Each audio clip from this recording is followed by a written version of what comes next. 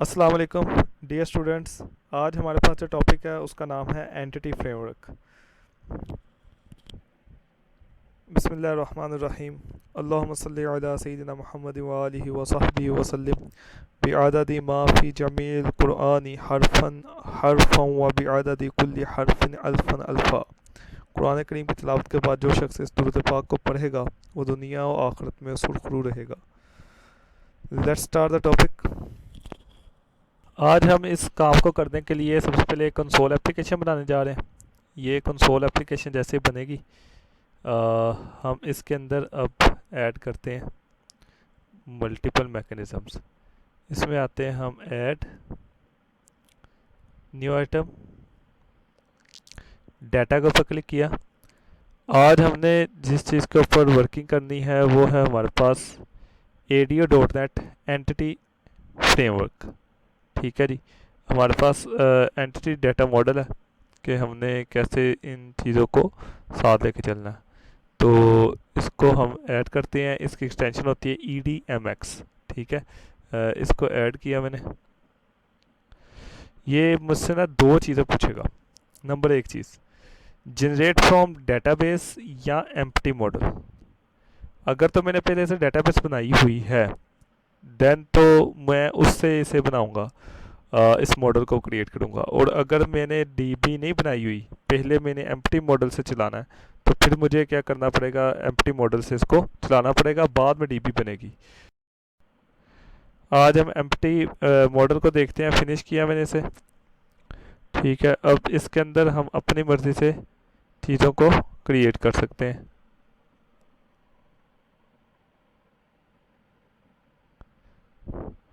Right click करेंगे यहाँ पे, ऐड एंटिटी। मैंने एंटिटी का नेम यहाँ पे रख दिया यूज़र, और यहाँ पे इसको मैंने कर दिया प्राइमरी की, एंटिटी नेम दिस, और एंटिटी सेट और प्राइमरी की। ओके। उसके बाद मैंने यहाँ पे इसकी ऐड न्यू स्केलर प्रॉपर्टी, मैंने इसको दे दिया फॉर एग्जांपल नेम। और इसी तरह मैंने अगर इसको मज़ीद से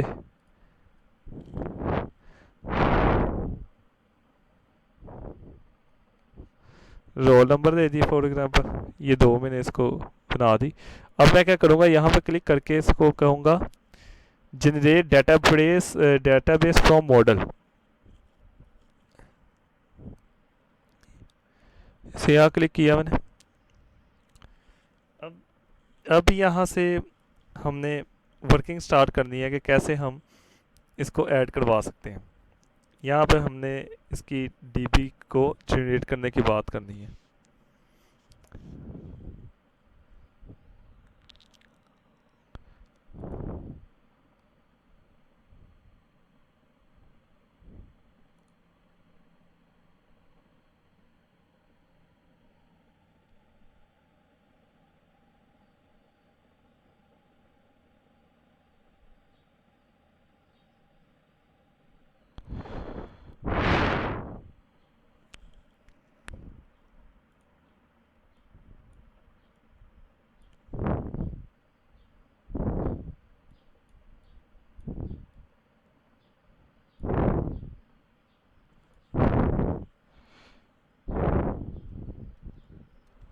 यहाँ पे हम लोकल डीबी लिखेंगे,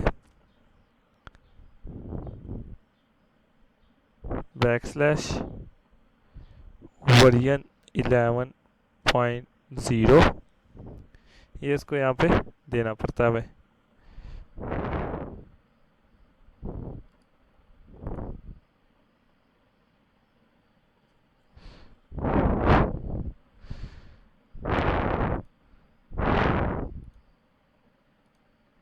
Select or enter database name.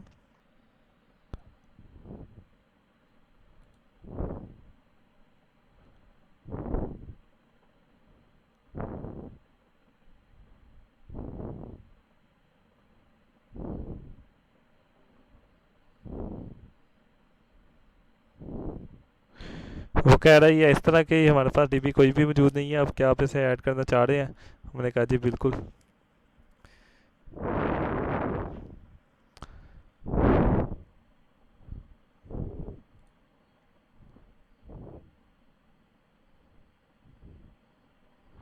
ये हमारे पास यहाँ पे बन गया यूज़र डीबी। ठीक है, हमने यहाँ पे इसे सिलेक्ट कर लिया, इसे करेंगे नेक्स्ट। अपने एंटिटी फ्रेमवर्क यूज़ किया 6.0 जो भी हमारे पास यहाँ पे। तो ये हमारे पास यहाँ पे इसकी क्यूरी जनरेट कर देगा और हम इसे क्या कर देंगे, फिनिश कर देंगे।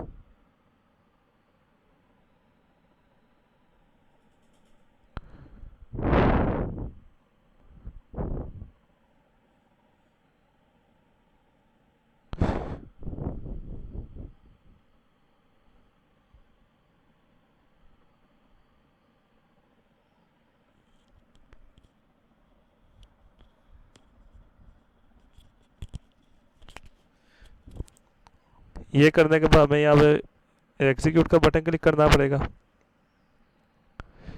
ये इसको कनेक्ट करना पड़ेगा अपने डीबी को।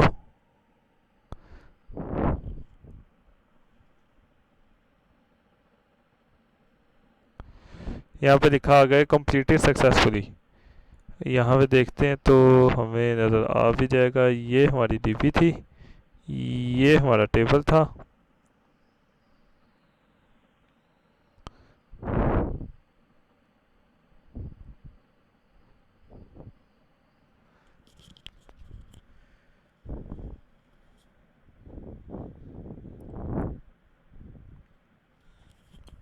और ये हमारे पास क्या आ रहा है जी, यूजर्स का टेबल आ गया।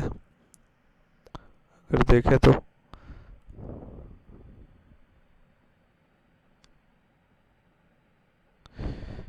हमने यही दिया हुआ था बिल्कुल। यहाँ पे अली लिख देता हूँ, रोल नंबर 1 2 3 दे देते हैं। ठीक है जी, ये हमारे पास डीबी बन चुकी हुई है। ठीक है, हमने नेम और रोल नंबर लिखा था तो यही हमारे पास आ चुका है। अब दूसरा मैकेनिज्म ये रह गया जी, अब हम इसे अपने कोड के अंदर कैसे अचीव करें। अब इस कोड को करके देख लेते हैं। इसका कोड बिल्कुल एग्जैक्टली वैसे ही है जैसे कि हमने प्रीवियस लिंक टू एसक्यूएल के अंदर देखा था। सिंपल एक चीज़ का जो फ़र्क है वो उसको हम देख लेते हैं। आपने जब इसका मॉडल बनाया था तो इसका नाम इसके साथ आ जाता है कॉन्कैटिनेट होके कंटेनर का। मॉडल 1 नाम था तो मॉडल 1 कंटेनर, जो भी आप नाम रखेंगे इसका। किस चीज़ की बात कर रहा हूँ मैं, EDMX वाली फाइल की जो कि आपने बनाई थी। यहाँ पे ये मॉडल 1 नाम है ना, तो यहाँ पे हमने इसका ऑब्जेक्ट क्रिएट करना। MC के नाम से मैंने कर दिया इसका ऑब्जेक्ट क्रिएट। डॉट लगाएंगे तो आपका ये जो मॉडल बनाया था जिस नाम से था आपने, इसके साथ ये एस का इजाफा का ये यूज़र है तो यूज़र से आ रहा है। तो यहाँ पे हमारे पास इसके थ्रू हम इसे ट्रेवर्स कर सकते हैं जितना डाटा हमारे पास यहाँ पे मौजूद है, जो कि ये मेरे पास मौजूद है। और यहाँ से मैंने इसका इंसर्ट का कोड लिखा है, एग्जैक्टली सेम कोड है, सिवाय इसके कि वहाँ पे सेव चेंजेस नहीं होता, वहाँ पे सबमिट चेंजेस आता है, यहाँ पे सेव चेंजेस आता है। ठीक है, ये CRUD का कोड है जी, एग्जैक्टली वैसे जैसे हमने उसके अंदर लिंक टू एसक्यूएल के लेक्चर के अंदर देखा था। अब वो लेक्चर मेरे दोबारा रिवाइज भी कर सकते हैं। हम इसको ऑलरेडी डिस्कस करके आ चुके हुए हैं। ये फ्लुएंट की क्यूरी है, कैसे हम इसको यूटिलाइज़ कर सकते हैं। लैम्डा एक्सप्रेशन यूज़ हुआ हुआ है, ये दोनों अल्टरनेट है एक दूसरे के। ठीक है, ये मैंने दोनों क्यूरीज इसके अंदर लिखी हुई हैं, आप दोनों में से कोई भी इसको यूज़ कर सकते हैं। और बिल्कुल ऐसे ही आगे चले तो डिलीशन के लिए भी एक ख़ास क्राइटेरिया जो लगाया, तो इसमें कोई भी चीज़ न्यू नहीं है। सेव चेंजेस का जो फंक्शन है जस्ट यही न्यू है इसके अंदर, और बाकी ये मैकेनिज़्म एज इट इज़ ही चलेगा। तो अगर इसको हम एक दफ़ा चला कर चेक कर लें तो